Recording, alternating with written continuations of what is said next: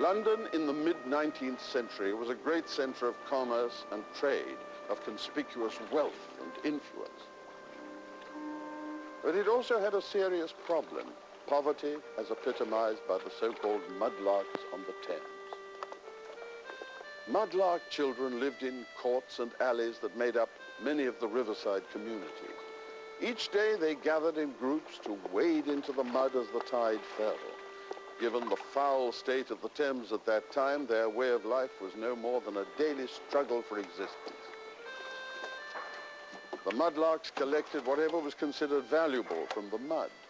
Items such as wood, bones, pieces of iron, old clothes and rags, and most prized of all, other than actual money itself, copper nails from ships. In 1851, the social reformer Henry Mayhew presented his work, London Labour and the London Poor. Mayhew's revelations shook the sensibilities of Victorian England. The mudlarks are grimed with the foul soil of the river, and their torn garments stiffened like boards, with dirt of every possible description. These poor creatures are certainly about the most deplorable in their appearance of any that I have met with in the course of my inquiries. One lad discovered by me went into the river up to his knees. Searching the mud, he often ran pieces of glass and long nails into his feet. When this was the case, he went home and dressed the wounds, but returned to the riverside directly. For, should the tide come up, he added, without my having found something, why, I must starve until the next low tide. In the very cold weather, he and his other shoeless companions used to stand in the hot water that ran down the riverside from some of the steam factories to warm their frozen feet. Many of the mudlarks openly declared their preference for prison life over that on the mudbanks.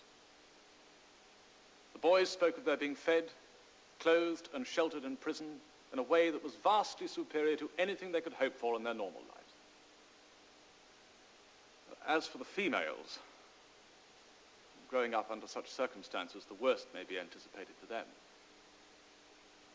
In proof of this, I found, upon inquiry, that many of the unfortunate creatures that swell the tide of prostitution on Ratcliffe Highway and other low neighborhoods east of London have originally been mudlarks, and only remained at that occupation until such time as they were capable of adopting the easier and more lucrative life of the prostitute. Evidence to a select committee on law relating to the protection of young girls, 1881, revealed conditions in London. The Director of Criminal Investigations, Mr. Howard Vincent, addressed the situation. Juvenile prostitution is rampant at this moment, and in the streets about Haymarket, Waterloo Place and Piccadilly, from nightfall, there are children openly soliciting prostitution.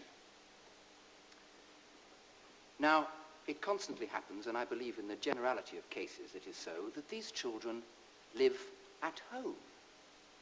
This prostitution actually takes place with the knowledge and connivance of the mother, and for the profit of the household.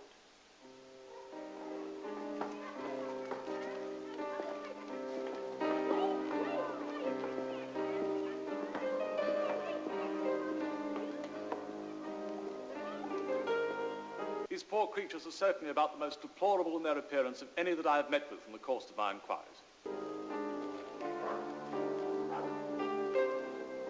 The investigation into prostitution among the young took evidence from a variety of sources.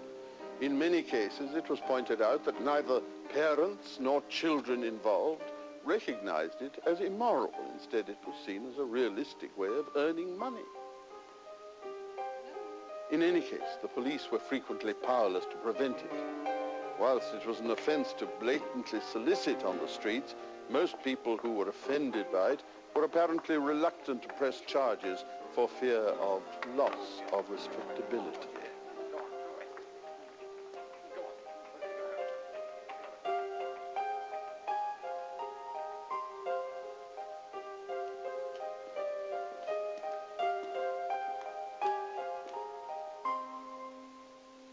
law played little part in preventing many of the abuses suffered by children in London's East End.